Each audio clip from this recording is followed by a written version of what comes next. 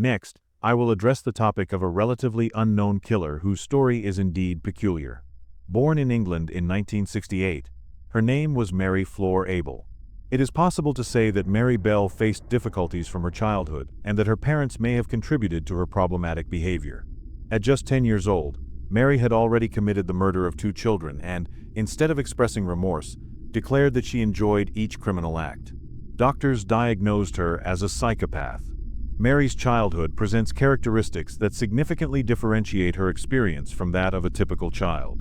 Her parents were forbidden from discussing any subject, especially if it involved the presence of police authorities. The father, who lived with the family, had taught his children and younger siblings to refer to him as uncle. Her mother received a monthly financial aid granted by the government. The father, described as a thief, and the mother, Betty Bell, who worked as a prostitute, had an alarming family history. Reports indicate that the mother, upon giving birth, expressed repulsion and disdain by exclaiming to "Get that thing away from me," indicating that she did not want to have the daughter. It is revealed that, on several occasions, the mother tried to end Mary's life by administering toxic substances mixed in sweets, causing overdoses. Additionally, the mother used Mary as a sexual object with certain clients, a practice that allegedly began when the girl was just 1 year old.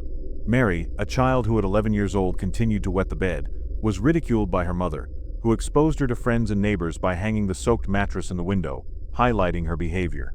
Mary seemed to be a normal child in the eyes of others, but the events surrounding her were dark. On a specific day, the sister of a classmate named Pat asked Mary if she was looking for something special. Pat mentioned that she should be at home but found herself worried about her brother, Bryant, a 3-year-old boy who had never strayed from home. Mary and her best friend, Norma, offered to help Pat in the search. They walked around the neighborhood, aware of Bryant's likely location. The search led them along train tracks to the industrial area, where children often played among construction materials. Pat was visibly distressed, as weeks earlier, a boy named Martin had been found dead in an abandoned house. Mary suggested the possibility that Bryant was playing among some cement blocks, to which Norma categorically responded that this was unlikely, as the boy would never venture into those areas. Bryant was found lifeless among the bushes in an area that Mary had indicated.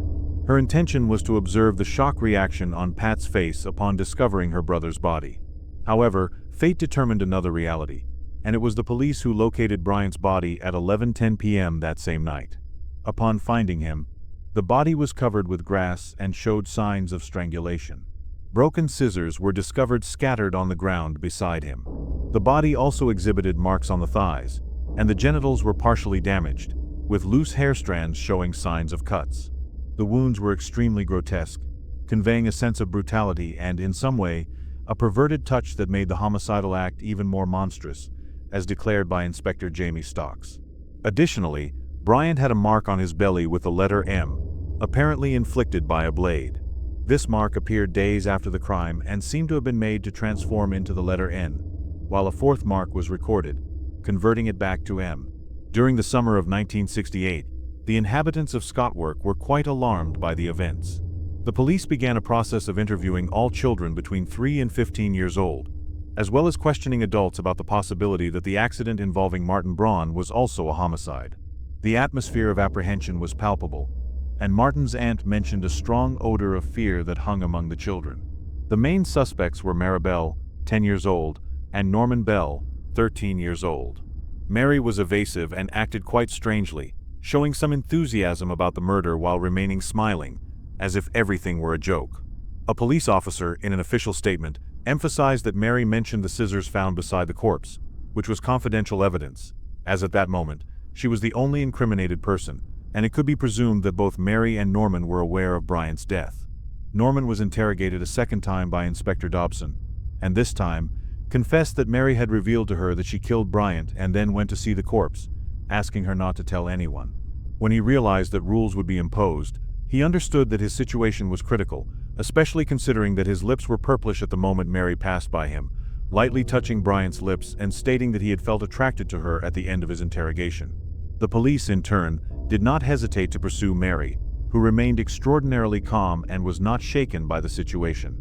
Mary reflected on the circumstance of being immersed in a game between cops and robbers, maintaining a posture that demonstrated an unusual emotional control, as if she had full knowledge of what was to come in the ensuing police process. Due to the numerous contradictions presented, both young girls were charged with homicide and held in custody awaiting trial. The families of the victimized children claimed that after their children's deaths, they were subjected to interrogations by Mary Bell, who asked questions about how they felt about their children's loss, even with a tone that seemed sarcastic. In the case of Martin Braun, found lifeless on the ground with multiple bruises and head injuries, Mary confessed that she lured the child to a construction site.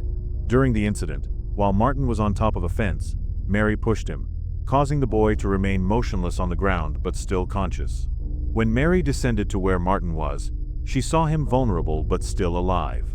Mary narrated that she wrapped her hands around the boy's neck and applied significant pressure, and despite Martin's attempts to defend himself, she had more strength and did not release him until she realized he had ceased all movement. Among other statements, Mary expressed pleasure in causing pain to living beings, whether animals or people, claiming that those who were attacked were weaker than she was.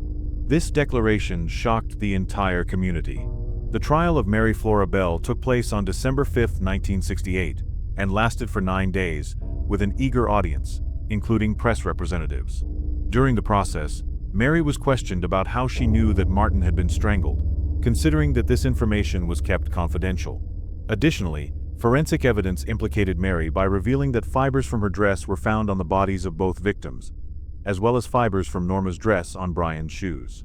However, the extent of each girl's involvement remained unclear. The concept of guilt can be standardized in homicide cases.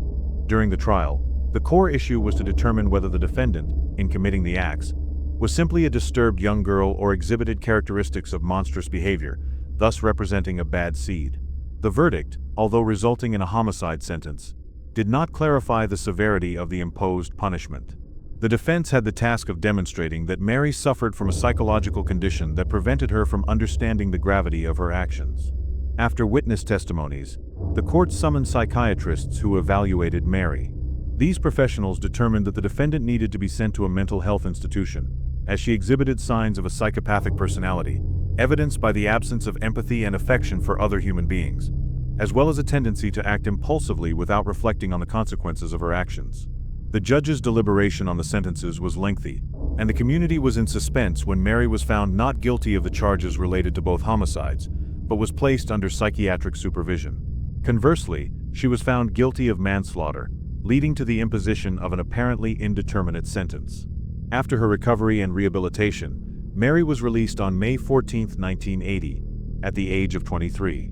Her first job was in a pediatric ward, but the institution found that such a role was unsuitable for her. She then returned to live with her mother, where she met a young man who impregnated her. The controversy revolved around whether a woman who had killed 2 children should have the right to become a mother. Mary fought intensely for her right to motherhood, claiming to have become a new person, reformed and repentant for her youthful actions. Her child was born in 1984, and Mary stated that since the birth, she developed a new perception of the crimes she had committed. Somehow, an internal transition occurred, attributed to the therapeutic treatment she received, allowing her to leave behind the image of the child killer and become a loving mother. Mary then met a man she fell in love with and moved to a small town. However, the authorities were obliged to notify the community of her presence, generating a response from the locals, who organized marches demanding her expulsion. Thus, Mary will have to live permanently with the fear of being exposed and rejected in her new life. Thank you so much for watching this story. Your presence and support are essential for me to continue creating quality content. So, if you enjoyed this story, please like and subscribe to our channel so you don't miss any new episodes. Your subscription and comments are fundamental for me to keep bringing quality content. Leave your opinion in the comments, always with respect for the victims, and together let's build an even better community. Thank you so much for following my work, and I'll see you in the next episode.